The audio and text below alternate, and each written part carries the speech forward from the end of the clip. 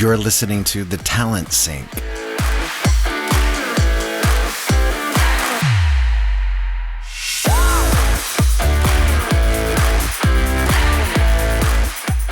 The Talent Sync is a collaborative podcast production about anything and everything recruiting and hiring.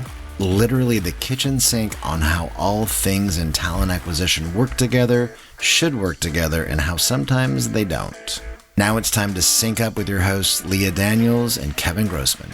Today's topic asks the question, does recruiting belong in HR? With special guest Tim Sackett, president of HRU Technical Resources, speaker, and author of The Talent Fix and The Talent Fix Volume 2 that's now available. Enjoy the podcast.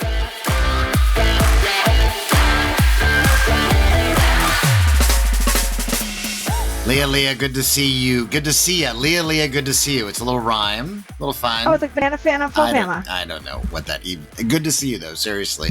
Welcome back to the Talent Sync, Leah. How you doing? I'm great. How are you, Kevin? It's nice to see you. I'm good. It's a beautiful, sunny day in Santa Cruz, California, and it is going to be in a balmy 65 for us. So, we've had a lot of gray and rain, which is fine, and tons of snow in the Sierra, although I don't ski. But for people who do, that's been great, unless you get trapped in it, which I did. My dentist got trapped, and I had to reschedule my appointment because he was trapped in 12 feet of snow in Lake Tahoe. So there you go. Wow, right? That's a thing.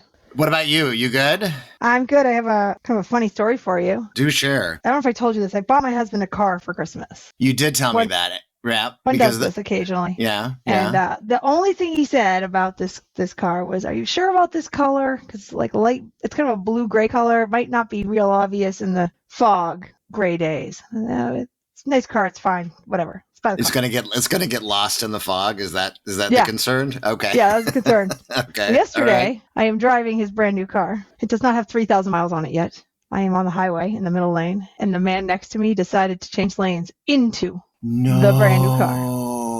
No. Oh yeah. Now, a few things that are worth noting. This is an electric car, SUV thing. So it's a 5,000 pound vehicle that is bottom loaded with weight. Yeah. I just shook. His poor car didn't make it. But the moral of this little story is, well, first I had to call my husband and don't buy a gray electric car. Is that what it is? You might have been right about the color of the car. My bad. But what was interesting is like the change in people over time, right? I've had a couple of car accidents in my life, not many, but a couple. And originally there was a lot of freaking out involved. Yesterday I'm on the side of the highway with a complete stranger of a man who just hit me in the car. And he was totally at fault. Yes. Right. Oh yes, 100%. Yeah, he was actually behind me a bit and then hit. It's anyway. My husband's reaction was just so calm. So calm.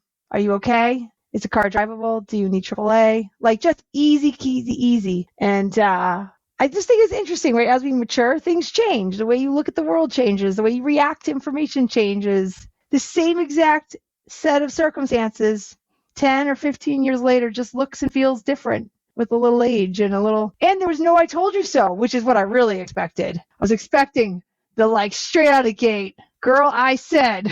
See, that's great. So you gave your husband a hug when you saw him then, right? And say, yeah. Because and by the way, don't use the invisibility cloak on your car. That was probably the problem in the first place. I do like Harry Potter a lot. You did use the invisibility cloak on the car, but I'm glad that you're safe though. I mean, really, that's the first thing is are you okay? And is the other person okay too, right? Because he's okay too. I will say I will vouch for the 5,000 pound SUV. Yeah. With the bottom load batteries, because man, that actually just didn't move. So from a safety perspective, I'll put my gold star on that. So anyway, but that was my lesson learned. Like, man, the same event 15 years later feels awful different when you look through it different lens. So it does. Anyway, that's my big story. I appreciate you sharing. And how long is the car going to be in the shop? I don't know. It's drivable. So we'll find out on Monday how long they're going to keep it for. I'm glad you're safe. I'm glad you're safe. We have a very special guest that we want to introduce and talk shop with, and that is Mr. Tim Sackett. Hi, Tim. Welcome. Thanks for having me. Leah, I have a question on the invisibility cloak thing. Have you actually seen the videos of the people who are making these, like from a tech standpoint? I'm so fascinated. I'm like, I can't. Right now, I want this for a suit. Have you seen the dresses that they've made for some women that change like their entire design while they're walking? It's like I'm in. I'm here. This is why I'm here. Like, I love this. This is so cool. Tim, I asked ChatGPT to make me an invisibility cloak, and my whole browser disappeared. So yeah, I just said bye. I'm like, I don't That's even a great know. dad joke. I can't. Right? See, there you go. Dad of teens. Dad, and you're a dad. We all get it. Have I told you my favorite dad joke, Kevin? No, tell me. Oh, no. So I don't know if you guys know this, but when I tell dad jokes, I'm a faux pas. So maybe you shouldn't tell dad jokes then? That is a dad joke. Is that the you were right by that? Yeah. See, now I'm just getting it. See, that's a dad. Now Faux pas. I need my drum so I can do a little rim shot on that one. I get it. Wow. See, that's like dad brain doesn't always get the dad joke. So that is maybe you're a faux pas too. Oh my God. I just got that, Leah. So thank you for sharing. And if you have another one later on, you can try me again. All right. Just to see if I get it. Now that every listener just left. Everybody's gone. So our five listeners are going, what are they talking about? Are they going to talk about recruiting stuff or what? Or what? We got nothing. No, we just got invisibility cloaks and accidents, but we have Tim Sackett, and we have Tim Sackett, who has been in the space and for many, many years, iconic. You wrote a book a few years ago, which we're going to talk about volume 2 later on in the podcast that's coming up, called the Talent Fix. Right? Yep. And a great book. If you haven't read it, highly recommend it. Very, I don't know if earthy the right word to use. It's just very conversational. Accessible. It's very conversational. It is, but it's very you're just not pulling any punches. It's like, this is what it is, kids. So by the way, if you haven't gotten volume 1, it's just the Talent Fix. Like volume 2 is the new one. Just get the volume 2 because it has pretty much all of the stuff from the first one is in this one, plus all this extra stuff. And I will say, Kevin, like the publisher, I went really aggressive with this one. It's almost like you get to that point in life where you're like, just go ahead and cancel me. Like, I don't care at this point. Like that's maybe my way to get to like retirement is like, can you please just cancel me? And so I'm like, so I got really aggressive. And then the publisher came back and was like, yeah, like, hey, that's on you. Like, if you want to put this stuff in here, go for it. And then I'm like, oh, crap. Now I got to make a decision. And I'm like, screw it. Let's do it. Let's go. And so I have some stuff out there that'll challenge some people in how they think. But, Well, and you're actually very good at that. That's what you do almost every day when you do post on what's Tim saying today. And we're going to talk about that. But the bigger picture thing that Leah and I wanted to tickle your brain on is there's this, and it's been a talk for a long time, so I don't think it's anything new necessarily, but talking about HR as the umbrella, human resources, human capital. And now we're talking about, we're saying chief people officer, CHRO, whatever you want to call it, just that umbrella department in an organization where TA usually is part of, talent acquisition is part of. Should it be not part of it? Should it be broken up? Because, HR is more historically about compliance, mitigating risk for the business, right? Yeah, for sure.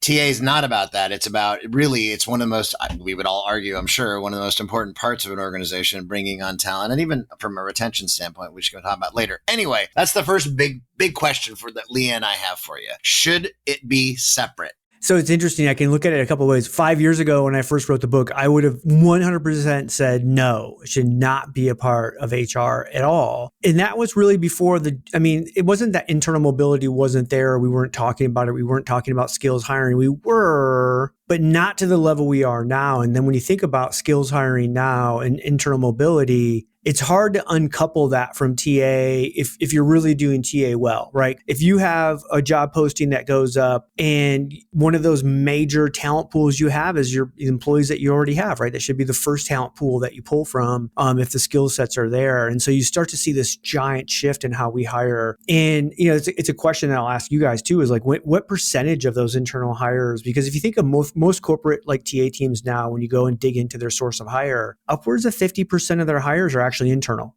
And so you're thinking like, hey, I hired 1,000 people last year in my company. You're like, well, you kind of hired 500, but like, you'd already hired 500 of them and you just kind of moved them into a different seat. But there is this huge kind of internal shift. So now when you go, should they be, should it be a separate one? It's a hard one to answer for those who already like have this built. Like if I was starting a company from scratch and I was going from 0 to 1,000 people in a really high growth company, I don't think I would have TA built as part of HR. I think I would have it part of marketing, part of branding, part of that, more of that subset of it, even part of sales potentially in terms of measurement. I've seen some companies out there that are doing some really, great things around how they measure TA success. And they tend to be really more forward thinking marketing sales companies than the opposite, right?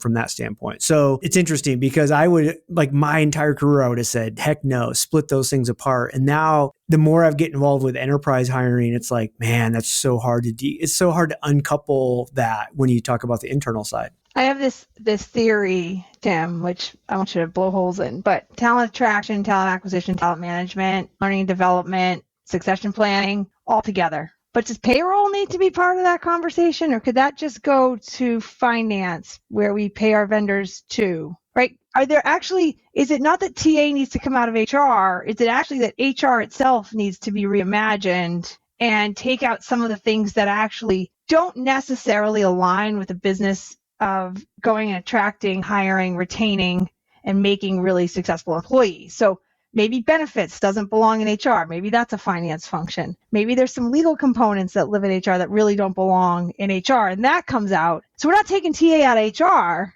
Maybe we need to be taking some of HR out of HR. There's a lot of tech founders that have this opinion that they shouldn't have HR in their company at all, right? They said, look, if there's this compliance risk issue, I have a legal team or I could outsource that to legal. That should be a legal issue, right? This hiring thing, and again, I espouse to this, like I think hiring managers should actually own recruiting for their own teams. I think they're the number one priority for a hiring manager that runs a team should be, you should increase the talent on your team. And that's twofold. One is you got to attract great talent. And then secondly, you got to develop great talent. And that's on you. It's not, oh, I'm the best software developer and now I get to hire people. No, that shouldn't be the case. It's like, you're a hiring manager. You have to figure out how to do this. Now, can a TA team or an HR team, help you with this and make you even better and faster and all that? Yes. But at the end of the day, you own it as a hiring manager. And there's a lot of like tech companies that would like go and look, we don't need HR. My hiring manager needs to hire. They need to onboard appropriately. We have technology, right, that's layered in that helps them do all this stuff. What do I really need? Now, again, we know at scale, it becomes more problematic, especially around. That's where I was just going to go with it. I mean, yeah. At 10 people, sure. Yes. Yeah. At 100, I don't know. At 1,000? I mean, and what's interesting to your point about talking to the enterprise level, and I guess I have this anecdotally, I don't have any hard data. I wonder if I could dig some out of the Candy data on the employer side, but I do know that I've had more and more conversations where TA is doubling back to partner with HR for those internal mobility and hiring issues, and because we are having to constantly re-recruit to retain. Right. So it makes sense to have the team that is good at that, good at the relationship, the marketing, the sales, to keep folks in those. And I agree with you. The hiring managers are definitely need to be a big part of that. And I would probably argue the hiring managers that aren't very good at developing and retaining maybe shouldn't be hiring managers. Right. Time for a talent sync break. Hey everybody, Kevin Grossman here, president of Talent Board and the Candidate Experience Awards. Our 2023 Candidate Experience Benchmark Research Program will open in January and run through August 31st. To learn more on how your organization can participate, go to thetalentboard.org. Break time's over. Now back to the Talent Sync. We also have a misalignment a little bit on the hiring manager because they're not necessarily incented to keep people in the business. They're incented to keep them in their team. So one of the pieces that gets a little sticky is when you have someone who's outgrown the team, and hiring managers want to give them up. And so how does that work, right? How does internal mobility work when you're leaving teams, right? Yeah, the companies that do it well do a promotional scorecard and a bonus scorecard, right? You actually recognize those talent builders in your organization. But the crazy part to me, Leah, is like almost nobody does that. And when you talk about it, when you talk to a CEO about it or a C-suite, they're like immediately like, yes, why aren't we doing that? That's amazing. We should be rewarding these people for building talent in the organization and sharing. And then they don't. You're like, worse. They make the employees get permission from the non-talent builders to leave the team, right? We do more than not do it. We make it extraordinarily hard for those people to stay in our businesses. It's so amazing that we don't think about this really important component, which I think, the data says we're going to have less people than we're going to have jobs. It's going to be harder and harder to find them. So you got to do more to keep them. And that investment in retention and building loyal employees that grow with the business and continue to excel is going to become more and more important. And we're even seeing it in the data around, I shared with you, Kevin, that this really interesting data over the last 30 years and how CHROs have cracked into the top 5 paid in the C-suite, right? Something that 30 years ago they just didn't. They're still generally significantly paid less than their counterparts in the C-suite, but they are making it to the C-suite now, and they are actually making it to the top 5. And I think that's going to continue. I think that's going to become a trend where we see whoever owns talent, CHRO, chief talent officer, chief people, whatever flavor of C-level title we want to give these folks, they're going to stay focused on that. And these are the goals, right? How do you keep people a third longer? How do you keep them moving inside your organization, continuing to contribute? And then how do you use that to then attract more talent because of your investment in people? I want to go back to the original question about splitting this up, because I do think there's a way to do it even at the enterprise side, right? If you think about the internal process is going to be one process, it's going to probably be a little bit different than your external process. Some people will argue it should be the same, but I always think hey, your internal people, you already have them. You better treat them with white, there should gold be standard, totally, white glove yes, service, the whole thing, yes. Right? And so I think you have to do a little bit more there. I think once it comes to decision to say, hey, we don't have an internal candidate and we have to put this out to find external talent, I think there should be a TA team that's separated from HR, that is more brand marketing sales driven, that's measured differently, that really goes out there and does the hunting. It's the one thing that I hear constantly. I get to do about 8 to 10 projects a year on a recruiting diagnostic at enterprise. And it will always come back and say, we need to be it's always we need to be recruiters. We need to recruit more. We need to get, and it's all about outbound recruiting is what they're talking about. It's not the inbound stuff. So I think if I'm building the shop from brand new, I'm probably going to have an inbound team. Everybody that just applies, all the top of funnel stuff that comes to me, that's just an administrative flow process thing. Inbound, bam, go. I don't even have to, that's more administrative than anything. And then it's the outbound hunters that I really need. I need killers for that, right? I need this kind of assassin mentality to go really hunt talent. And that it has to be measured different. It has to be managed different. It has to be, we have to treat that group differently. And when you put it inside of HR, in the way HR is measured in success and all that stuff, it all of a sudden, and here's what I see. So I'm not going to talk about stuff I don't see. This is what I see is that when I go and do a diagnostic at enterprise and I see these big talent teams and we go in there and actually interview them and measure what they're actually doing, they're not recruiting. They're administering the process. They're spending a lot of time on Facebook for work and LinkedIn. And yet constantly you'll hear from the hiring managers and the executives and even the TA and HR leaders, we need more recruiting.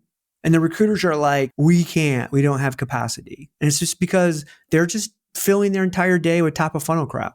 And that's a really, really good point about the whole, heavy hitter sales hunter mentality.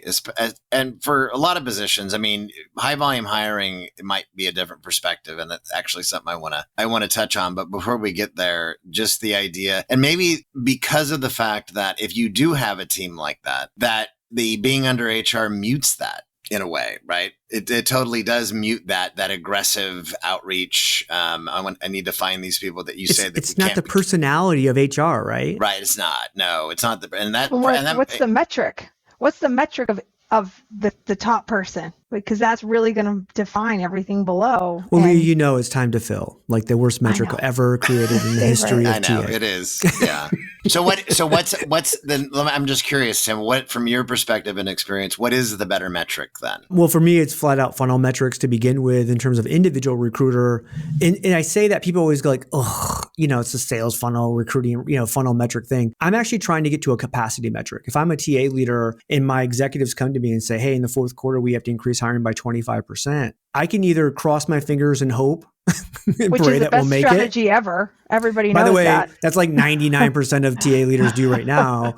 Or I could go back to them and say, hey, we're at 97% capacity. I'm going to be able to reach, an extra 3%. Maybe if I really push and incentivize, we'll get to 110% capacity, whatever. But we're going to fall short. So we're going to fail in what you want us to do unless these are the resources I need to get to and increase that capacity to where we need. And if you don't have funnel metrics and you know what your recruiters are actually doing and what it takes to fill all kinds of segments of openings within your organization, you're literally guessing and you're hoping and praying. You're not really talking about business. And again, when you sit with a C-suite and you have this conversation, you have IT and you have finance and you have like they're just like shaking their heads like, exactly, this is exactly how we should set this up. And then you go, why don't we have it set up? And you're like, well, you might hurt the feelings of a recruiter that's not really recruiting. Well, the other part, which is interesting, is that a lot of times we haven't set the recruiters up to have metrics that make sense. So for example, like if you're dealing with a high volume recruiter who is doing all inbound, it's just process management, but it's at scale and it's volume, the metrics and their capacity has to look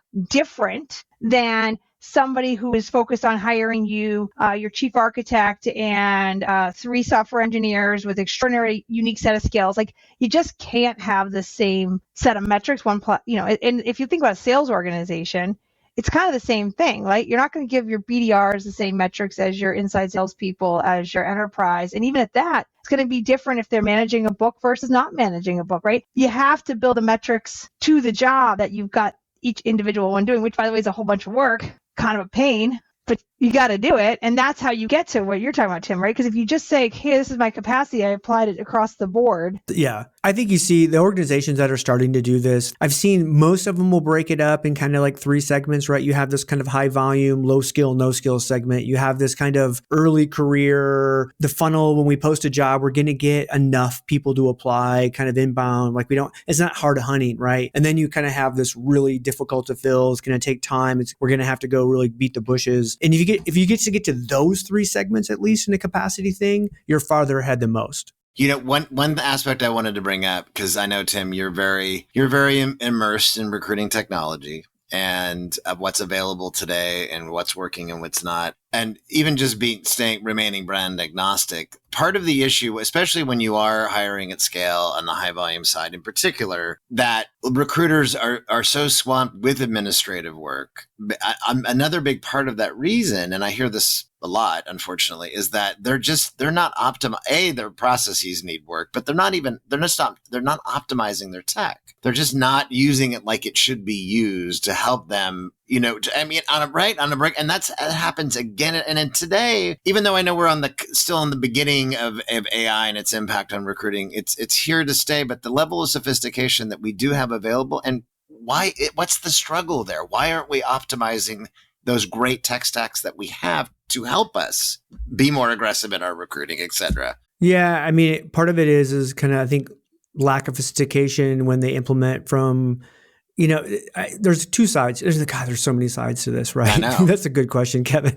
I think one of it is we have so many technologies that are just happy with the sell, but they won't educate them and say, no, we're not going to do that because this is exactly how it should be set up, right? And if you want to do that, fine, go work with our competitor in 3 years from now after that contract runs out, then you can come back and talk to us and we'll do it the right way. But we are surrounded by tech companies that aren't willing to educate them and really help people go, hey, this is the actual way you should be doing this. It's some change management involved, but at the end of the day, you're going to be so much farther ahead. You're going to be so much more sophisticated and you're going to run and be better. We also have the psychological thing. If I'm a recruiter, I have this where I love to mow my lawn, right? Because at the end of it, you feel that, you smell this cut grass and you see the lines. And You like, did it's just, it. I did it. It's accomplished. I actually did finished it. something. In our lives, we never get to finish anything anymore. And so it's a misnomer, I think, that we think our teams don't want to do administrative work. I think our teams are addicted to administrative work because they actually are finishing stuff and seeing accomplishments, and they can put it on a thing and say, hey, I screened 10 people this week and I did this and I did this and I set up this many interviews. And you're like, technology can do that. But then they're like, well, but if tech does it, then what do I do? And again, we're not answering that question for them, right? So there's all these pieces that come involved that you go like, well, wait a minute. And, and with all the Gen AI stuff and even just the advancements of the machine learning AI stuff that's out there, like if you're a recruiter addicted to like the administrative part of the job, your job will be gone. And it could be gone today if somebody would turn the switches on. Especially it will be gone in 12 months. In high volume, it will definitely be gone. For sure. When 95%, upwards of 90 to 95% of the entire pre-application, nearly to offer onboard process can be automated on the high volume side, that's 0.9 of a job. Time for a Talent Sync break. Hi, Talent Sync listeners. I just wanted to share a bit about JobSync with you all. JobSync helps companies get more quality candidates out of their job board advertising and automates a variety of manual recruitment tasks by solving for the very low conversion rate challenges most companies experience on their career site. JobSync integrates your entire application, including all of your questions, directly into the various job boards' quick apply processes, providing you with fully completed applications directly into your ATS and resulting in 2 to 5 times more candidates, while dropping your cost per application by half. This helps return up to 10 hours a week back into your recruiter's time through custom automations that are based on your business-specific recruiting processes. JobSync works with most major ATSs like Workday, SuccessFactors, and Taleo, CRMs, programmatic platforms, and job boards like Indeed and Zip. You can check out jobsync.com to learn more. Break time's over. Now back to the Talent Sync. The good news for a lot of these recruiters is that the technology is part of the challenge. Is that you're talking about one part of it, Tim, which is like implementing it. We're not going through change management, all that. Some of the tech out there is still missing components it needs, like APIs and access, right? So we've got a little of that to work through still. The other thing, though, for me, Tim, is that tech companies live in this magical world of scalability. Has to scale. We love to scale, which translates Magic. It goes with the invisibility cloak. It translates to one size fits all. And I do think that does run afoul with a lot of companies, because one size fits all doesn't take into account, why does recruiting exist in my business? What is it accomplishing? It's not just bring people or any people, right? It's how we bring people. And sometimes that's distributed, and sometimes that's centralized, and sometimes it's remote, and sometimes it's in the field. All these different elements that come together that one size fits all tech sometimes doesn't account for. And I think we're going to get there, don't get me wrong, but I think that there is some complexity that companies struggle with, and therefore recruiters can fill the gaps. I agree with you on that. Something that Elaine Orler told me a long time ago when I first started working with the Candies, she told me, listen, it's almost like every other year, companies will decide to bring everything in and centralize recruiting. And then every other year they decentralize. It's actually a 3 to 5 year cycle. Well, no, but here's the thing. When I look at our data, the employer side of our Candy data and how they respond, and whether they're centralized or decentralized or combos, or it is more like every 2 or 3. It's cycling. It's literally like the majority and it happened again last year. And that is another part of the complexity of why it makes it so difficult to adapt and improve processes and optimize your tech too. I always think I actually sat like last year. It was a huge manufacturer in the United States, like one of those brands that everybody's aware of, and sitting with the CEOs. And I just asked the question. So do you agree with like talent is our most important asset, or we only hire top talent, right? He's like, oh, 100%. I'm like, awesome. That's amazing. I think a lot of CEOs would agree with you. I said, talk to me about your RPO and how you shop out, your talent acquisition team to people that don't even know you. And then, immediately it's just like the flush, don't tell me talent's your number one app. Don't tell me how important talent is to you. And then you basically are paying offshore recruiters that can't even pronounce your company's name correctly to find you talent. Like, come on. Like, that's just dumb. It is. It is. But that's, I mean, any McKinsey, Deloitte, Accenture CEO research of old always says every year that talent is our most important asset. But getting the talent is not the most important asset. You're not understanding the question. No, it was my misnomer. Yeah.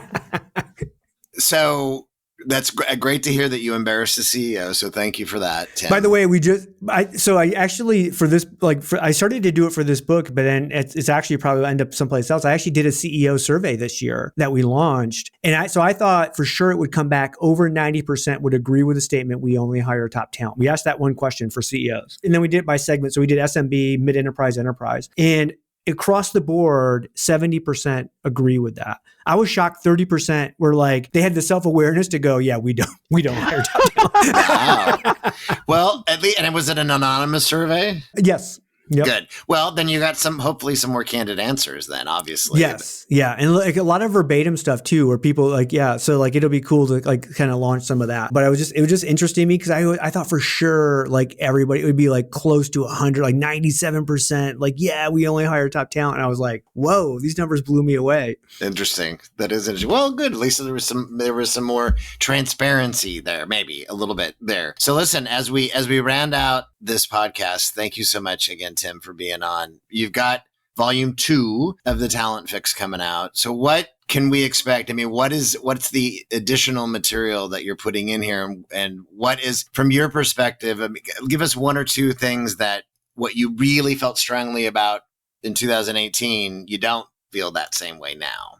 And we touched on that, I guess, a little bit in the beginning too, but what's coming with the book? What's coming with the book? So yeah, there's some fun chapters that I just said like, hey, these are like things in my head that I just want to get out. And people see that stuff that I write, and so you can imagine.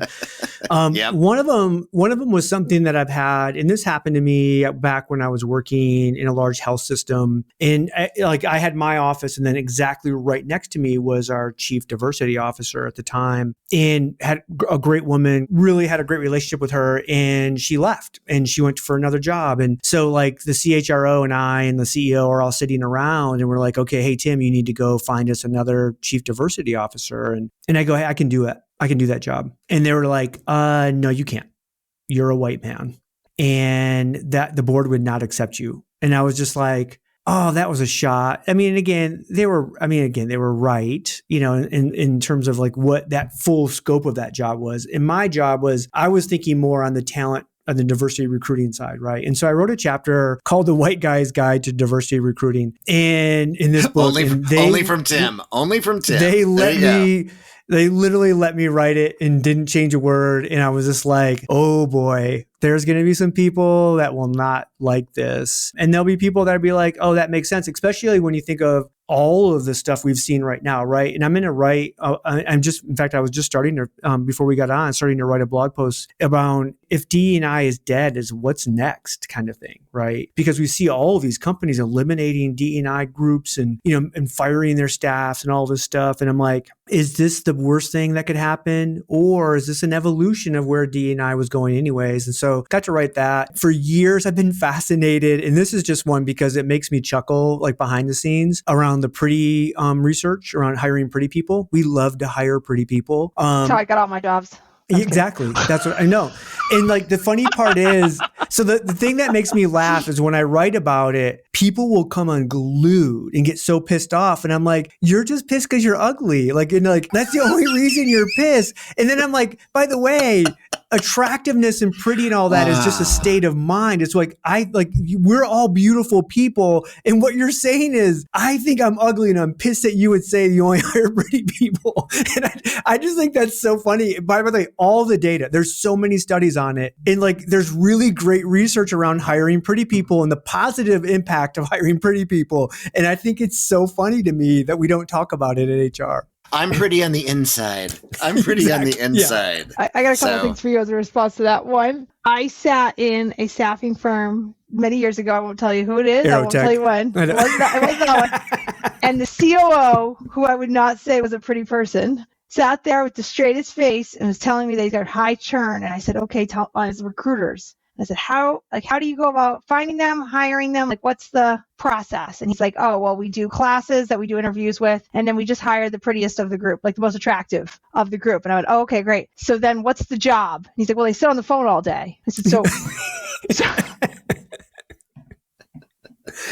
Exactly. To me, exactly how these two relate. And his answer was, attractive people are more confident. That was his whole thesis for hiring, was that attractive people all are seen confident. it. So are taller people too. I've walked into teams where I'm like, what is going on here? Like, every single person is beautiful. And I'm like, how do you hire? Because there is no way this happened organically.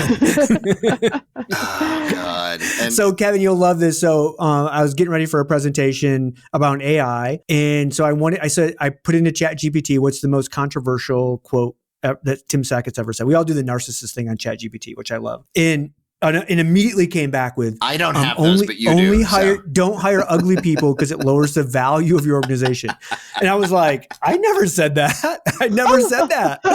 It totally hallucinated it. So I come back, like, prompted, like, can you give me the source of this quote? And it put me to one of my pretty research, like, blogs that I've written. And I actually wrote, only hire pretty people. It increases the value of your organization.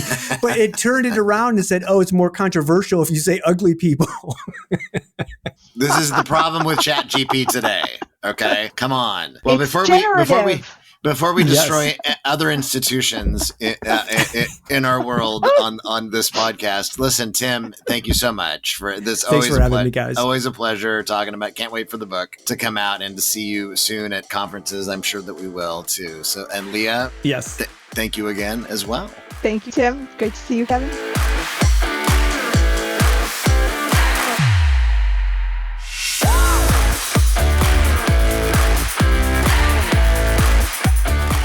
Thank you for listening to the Talent Sync podcast, a Candy Benchmark research program and Job Sync collaboration. More episodes soon. Subscribe via your favorite podcast player today.